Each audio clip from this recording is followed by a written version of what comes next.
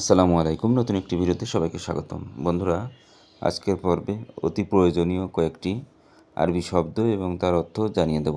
যারা মধ্যপ্রাচ্যের দেশসমূহে নতুন এসেছেন তাদের জন্য আজকের এই পর্বটি অত্যন্ত গুরুত্বপূর্ণ এবং কার্যকরী। কথা না বাড়িয়ে চলুন মূল পর্বে যাওয়া যাক।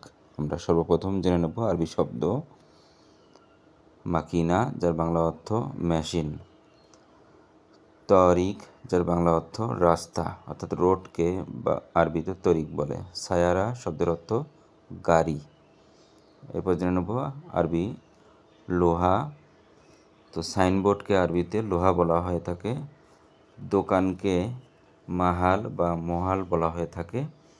টাকা পয়সা বা অর্থকড়িকে আরবিতে ফুলুস বলা হয়ে থাকে। এরপর জেনে নেব লম্বা, যার বাংলা হচ্ছে বাতি।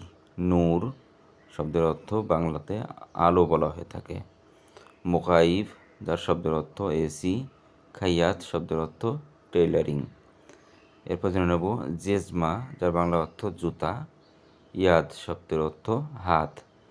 ইসবা, যার বাংলা অর্থ আঙুল।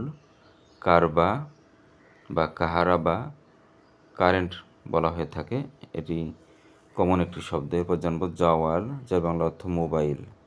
এমসি চলা বা চলকে বলা হয়ে থাকে। হাদা এমসি, এটি চলবে বা এটি দরকার, এরকম বোঝানো হয়ে থাকে। ফুতুরা শব্দের অর্থ ক্যাশ মেমো বা চালানকে বলা হয়ে থাকে। এরপর জানবো ওরাগা শব্দের অর্থ কাগজ। গলম বা কালম, কলমকে কালামও বলা হয়ে থাকে। কাওয়াই মাকিনা অর্থাৎ আয়রন করার যে যন্ত্র তাকে কাওয়াই মাকিনা বলা হয়ে থাকে। মাকাসালা শব্দের অর্থ লন্ডি। সার শব্দের অর্থ চুল। আয়নাকে আরবিতে মেরুর বলা হয়ে থাকে। পানিকে মাই বা ময়া বলা হয়ে থাকে। সা শব্দের অর্থ ঘড়ি বা সময়ও বলা হয়ে থাকে, কামসা। শান্তা শব্দের অর্থ ব্যাগ, বাংলাতে ব্যাগ বলা হয়ে থাকে। তো মান্দিল শব্দের অর্থ টিস্যু বা মিন্দিলও বলা হয়ে থাকে অনেক সময়। একই শব্দ উচ্চারণের ক্ষেত্রে ভিন্নতা থাকতে পারে। তো বন্ধুরা, এই ছিল আজকের পর্বে।